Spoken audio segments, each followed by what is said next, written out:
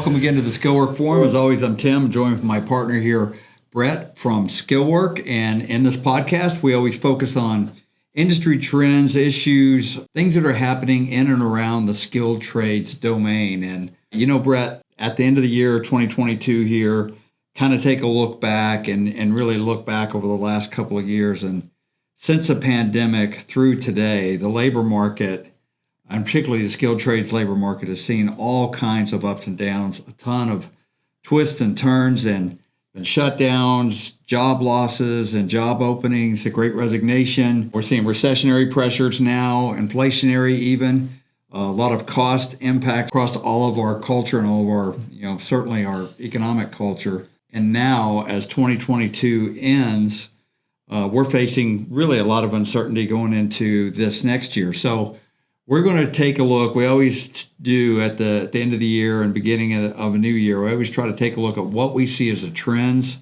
some of the things that may be emerging, the things that are going to be impacting those of us in the skilled trades industry. We're going to break this up into two separate podcasts. I think we looked at it, and probably better if we do that. So this will be part one. We're going to look at some of the emerging trends that we see coming on the scene here as we enter into 2023. And, it probably all starts with this post-COVID world and some of the Great Resignation and some of the things surrounding that, Brett. So why don't you tee that up a little bit as we head into this conversation?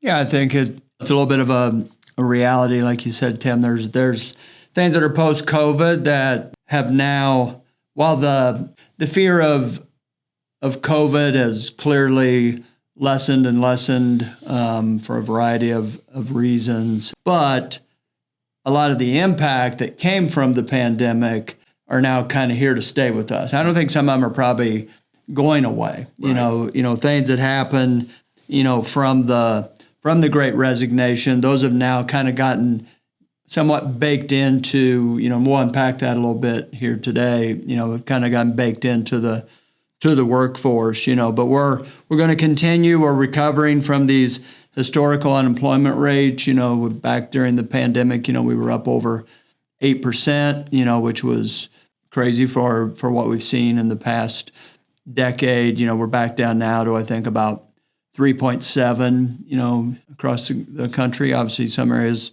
a little bit less and that type of thing. As you said, and we'll talk about that a little bit more, skilled trades, which is the area where we focus a lot, that piece is still to be a huge shortage in that. And so, as you said, we're dealing clearly with inflation pressure, potentially, depending on who you ask, recession concerns as well.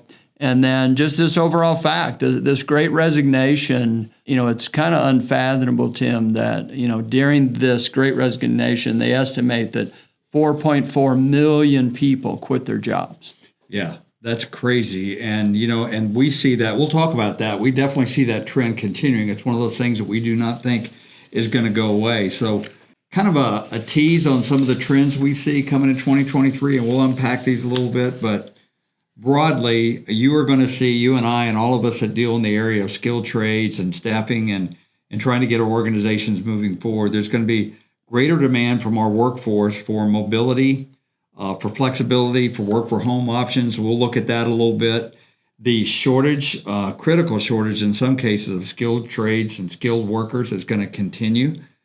This acceleration of baby boomers leaving the workforce and retiring.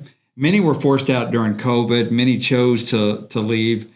Many are not returning, and that pace is going to continue. As a matter of fact, this year, for the first time ever, the baby boomers are no longer the largest demographic in the workforce out there. That's now millennials and even the generations that are coming on after them. So as a result of some of this and some of the things, Brett, you talked about, there's going to be higher wages.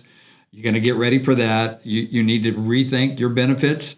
That's going to continue on in the new year. You got to come up with creative approaches to not only attract, recruit talent, but also retain the talent you have. And the bottom line we see, and of course we focus on this 24/7 every day, is that you need to really think about evolving your staffing and talent acquisition approach to keep pace with some of these changes. So We're going to look at some of the initial trends and unpack them a little bit in this first part of the podcast. And as I mentioned, join us for the second part as we wrap up some of the other things as we head into 2023. So really the first trend is this evolving workforce. And I talked about the demographics evolving. There's just a changing dynamic in the mindset, the culture, the makeup of your workforce.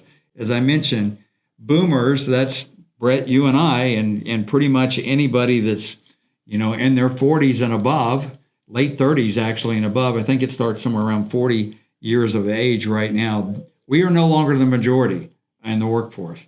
We're not, and that's something we got to get our head around. However, we still maintain, just because of our experience in the workforce, the majority of supervisory leadership positions in the workforce, but we have to change our mindset if we're going to be dealing with some of these changing dynamics we're going to be talking about.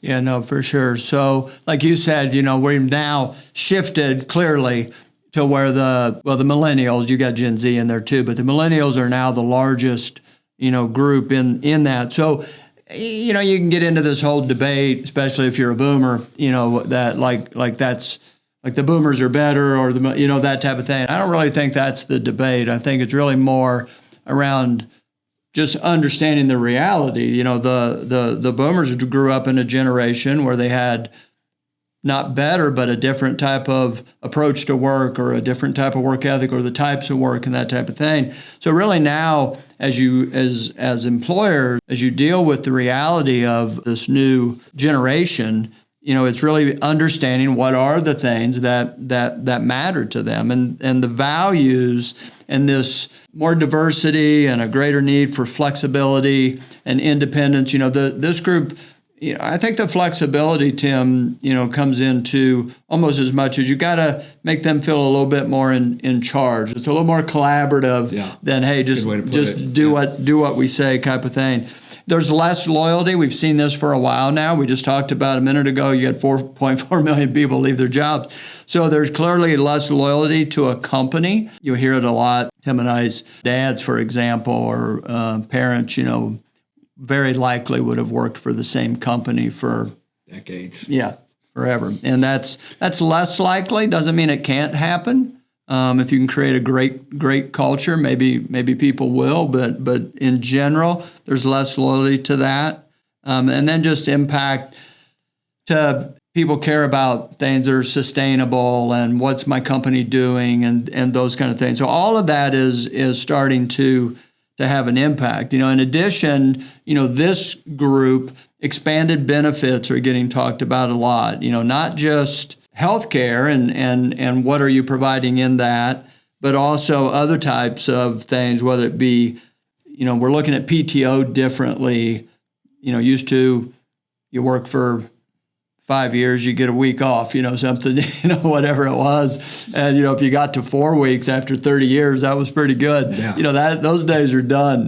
Now it's, you've got companies that are going unlimited PTO and all these different types of things. And so that's definitely out there. Different types of membership, kind of almost an a la carte of benefits. I know, everything from daycare to pet care to these different things that companies are looking into. One thing we're going to spend a little time, I think, in the next part of this part B or part 2 of this series, and that's in the mental health area, which is a whole category or a whole subject matter that we're going to spend a little bit of time on. We're not mental health experts, but that as part of your benefits, that's coming into the conversation as well. What are you doing there? And then you said it, Tim. While the millennials are now the largest group in the workforce, you still have a large number of boomers just based off of experience and time in the workforce who are still a lot of the managers in a lot of those manager roles. And that's evolving, that's changing. So they've got to evolve and understand this group that they're managing, they're looking for somebody that's really almost more of a coach than a boss. And we've been seeing that trend, for a little while now in different surveys and so forth. They really value this workforce. They value a lot of transparency, a lot of honesty. we do it here in our own organization, the idea of having small self-directed teams instead of this hierarchical, top-down organizational structure, so empowering people more.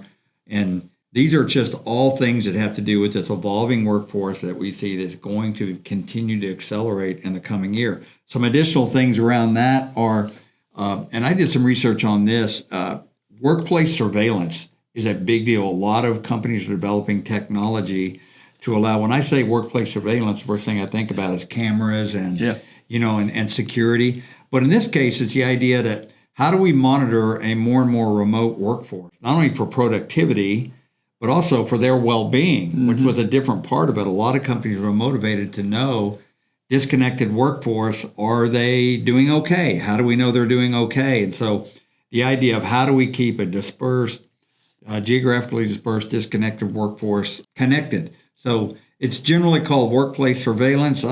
Maybe it's more virtual connectivity. It's probably a better idea, but more staffs working out of offices, business are going to continue. And if you're in this space, you may be looking at it, but more investment in technology designed to track and monitor activity. Even if your workforce, as in the skilled trades, they're not working remote, they're in the plant, but the idea to monitor activity and what they're doing, and we'll get to that as part of this fourth industrial revolution, this connected, smart manufacturing workspace.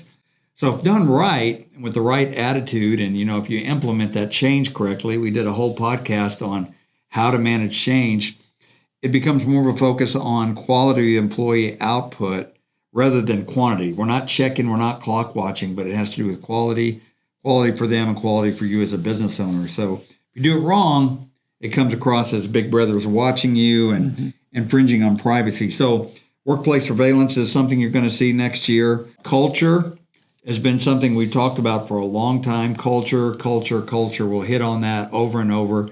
That will continue to be an incredibly important thing, particularly post-COVID. A lot of companies lost culture that they spent, in some cases, decades developing. Now they're having to figure out how to bring people back in, how to work with some workforce external. You're really going to have to focus on issues within your workplace. So unhappy employees could be low pay, could be not feeling valued, could be, hey, I'm getting lower wages than the company down the street is offering. Doesn't matter, but unhappy employees in this environment with competition for skilled workers, it's not good. You need to really focus on things that impact their quality of life. They're just not going to stay in roles. You talked about how many people are leaving. If they don't feel like they're thriving and they're concerned or they're being taken care of with a culture, they have a toxic culture. Used to be able, companies could just plow through that. We'll just hire more people or we'll give you $1 an hour raise or whatever. That just is not going to work going forward. Generation Z, who's coming into the workforce, they are bringing their own more and more preferences for autonomy and flexibility and, the you're not the boss of me kind of idea. So it's not bad, it just is. And that's something we need to deal with. So you ignore these at your own peril. So that all of these things that Brett talked about and I talked about are trend for 2023 is a continuing, evolving workforce, maybe at a more rapid pace than used to. So let's go into the second big trend that we want to talk about here, Brett. And that's we've touched on it, but what about inflation? What about recession? What does that look like for us going into? If you're in business or you're about in anything right now, obviously there's a lot of talk about inflation and the impact of inflation. And I'm not an economist. Well, Tim, neither one of us are economists, but not going to get into the argument whether we're, in a recession or we're not, but we definitely have inflation. And, inflation, it's always nice to define what something is. And so, inflation is the sustained increase in the price of goods and services that are available in the economy. So, the main driver of inflation is the supply and demand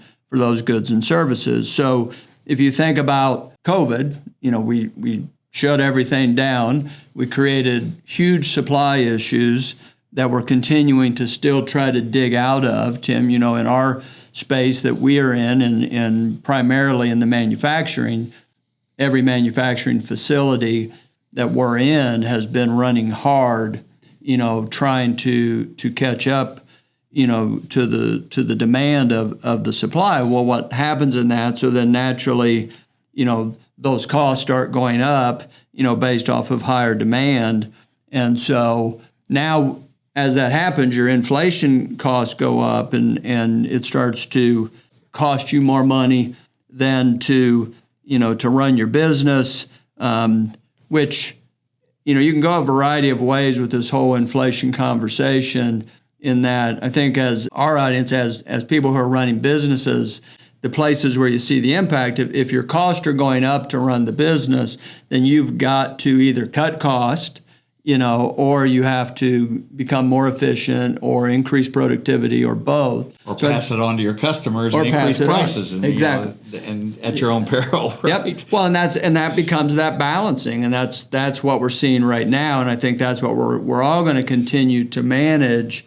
I always used to have a saying when I owned the manufacturing company, when I was in that world, is I always had some really good accountants around me, but often I would have to remind them, we're not gonna save our way to a profit. We've got to be cost conscious, but we've got to continue to push forward, or we're just dying a slow death. Well, yeah, and it gets back to what you were talking about, decreasing cost. Typically, one of the first things people do after they cut, discretionary things like training and stuff like that, is they start looking to cut wages or even layoffs. Well, in the space that we work in with skilled trades, there's already a shortage of skilled trades. So if you start thinking and you take, like you said, traditional advice from your, bean counters, we need to lower wages. If you do that in an environment where your most high demand skilled trades can get great opportunities in other places, you start looking at cutting their wages or not increasing them. You're going to have a hard time keeping the people you have. And B, you're not going to be able to attract quality people to replace them or to fill your gaps. So you got to think non-traditionally in some of these factors with respect to the recession that's going on, inflationary pressure, especially in our space. I think it's one of the things that's puzzling a little bit of the people who do this for a living, where they're studying the inflation numbers and they're looking at historicals. The labor market and the inflation rate are a little bit confusing right now. Very confusing. Because there's still this demand for labor, especially as we've indicated. It's not the only space that we provide help to, but manufacturing by far is our largest space. And there's still right now, I just read a thing the other day that said there's still 800,000, over 800,000 jobs, in the manufacturing space that are unfilled, and clearly still a huge shortage in the skilled trade space. So the other thing that I think is unique in this that companies are going to have to pay attention to. We've been talking about this Great Resignation. We believe, and we're not the only ones, that this is likely to continue.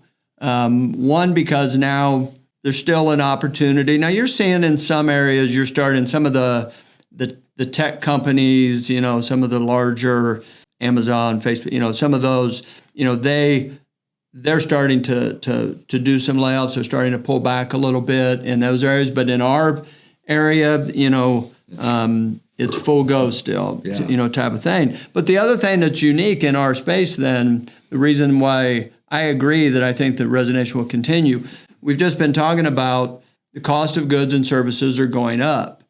If there's an opportunity in a market where you can go make more money to offset those costs, there's a strong chance that you're going to look to do that.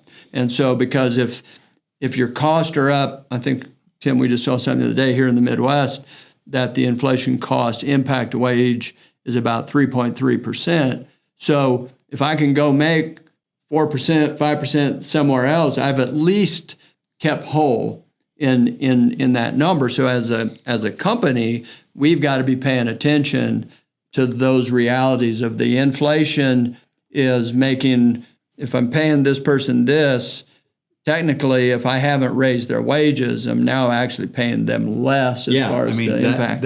If that number didn't resonate with you, so in layman's terms, if you increased your wages by 3%, your workers are still getting less value out of their dollars. They're still going backwards.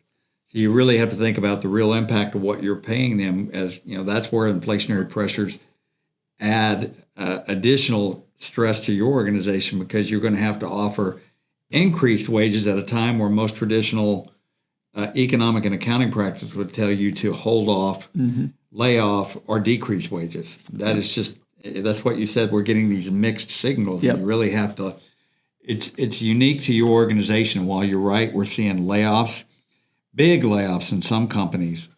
That is definitely not the case in others, and certainly in our space for sure. Yeah.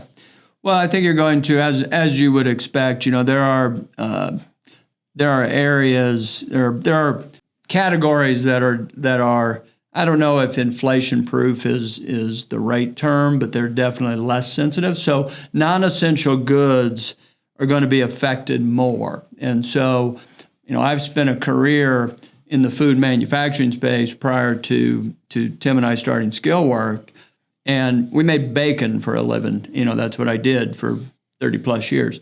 It was fairly inflation, recession proof. People like their bacon. They're going to eat their bacon. People like to eat. And in today's world, where that we exist in, we're in a lot of those types of companies. We're in food manufacturers and consumer good products.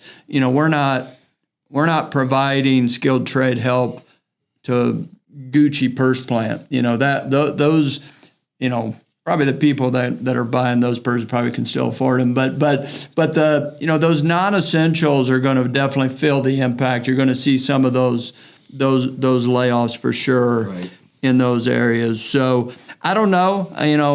Don't know if we're heading toward a full recession. The definition in layman's terms, so to speak, slows to a point that you start to see not just layoffs, but literally companies closing, type of thing. Are we going to start to see that? Right now, like I said, we're getting a little bit of mixed signals. Obviously, all of this increasing of interest rates that you're seeing that the feds are doing right now is all an attempt to manage the inflation. Inflation, technically, from a pure economy standpoint, is not an all bad thing. You just got to manage it. Recession is bad. Yeah. And so recession means stuff is closing. And I think it's you got to have like 2 consecutive quarters where you have GDP slowing or decline. We've had that. Yep.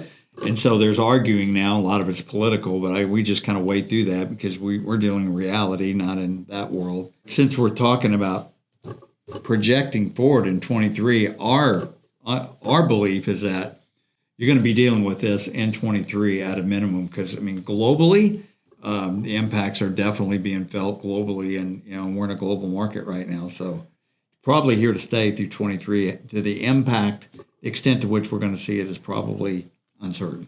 Yeah, I think you're right. I just read a Deloitte report the other day. They're projecting. We'll see if they're right. They got a lot of smart people that work there, but they're not always, forecasters are not always right. And so, but they're projecting, in a 2.5% in 2023, a 2.5% GDP growth in the manufacturing space. The manufacturing space is the largest contributor to the overall GDP number, but a healthy GDP growth, for all categories is 2.5 to 3.5. Now, I think what they're expecting is, what they're really saying is manufacturing, I wouldn't say robust, but they feel like it's going to stay pretty solid. It's continuing to grow. You've got these labor challenges and so forth. I think there's other categories that affect the GDP that are probably construction and some of the other that maybe aren't going to be quite as healthy. So it may pull that overall number down a little bit, but they were fairly, if you're in the manufacturing space, it was fairly encouraging. But I think you got to be on top of these things. You're not going to be able to grow if you're not managing the labor, if you're not finding the skilled trades and all those different types of things. Yeah. So so far as we've looked at our trends for 2023, we've really talked broadly about post-COVID impacts, some of the Great Resignation, some of the things that are going to impact your ability to hire and attract staff. We dove into in depth and talked about several factors we think are going to be continued trends in 2023 that have to do with your workplace, things like your culture and the changing demographics of the workforce. I guess would be the opposite of the aging. The opposite of aging, the younger, the baby boomers continue to retire. So we talked about some of the cultural changes that you need to adapt to, including a paradigm shift in the way that you look to attract, vet, and hire talent. And then we went into depth talking about the impacts from an economic perspective on your organization, the skilled trades in general, and tried to unpack that a little bit with you. So for the next session, the next part of this, we ask you to join in. We'll look at a few more specific things that we see coming, having to do with some of the technology and some of the other benefits and things that your employees are going to be looking for as we get into 2023 and beyond. So as always, we appreciate your time and attention to listen to us here on the Skillwork Forum. And we ask you to rejoin us for the second part of this as we continue looking at 2023 trends. Thanks very much.